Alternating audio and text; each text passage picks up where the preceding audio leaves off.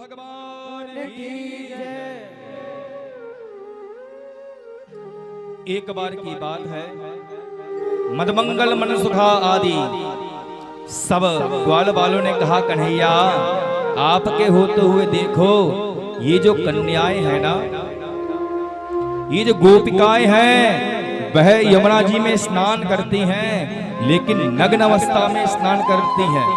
ये तो जल के देवता का अपमान ही है।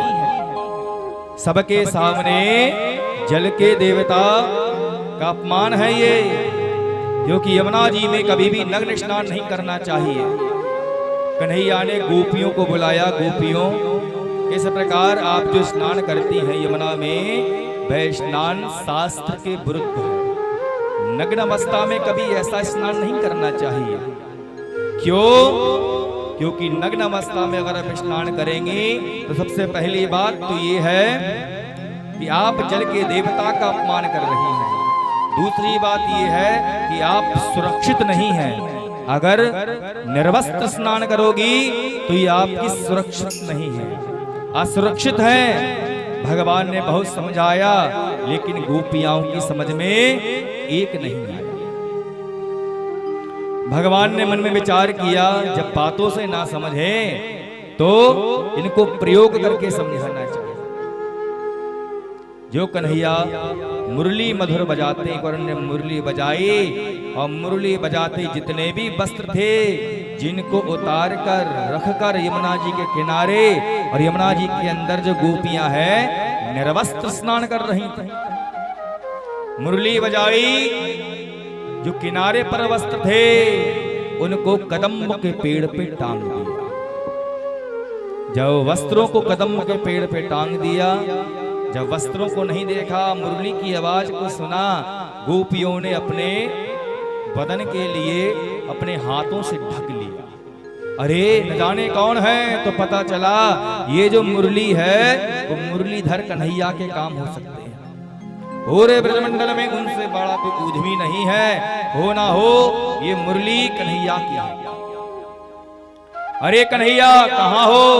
तो कन्हैया ने दूर से आवाज दी, हमने तुमसे मना किया था कि तुम बस निर्वस्त्र स्नान नहीं करोगी, और तुमने अगर निर्वस्त्र स्नान किए हैं तो हमने तुम्हारे वस्त्रों को छुपा दिया।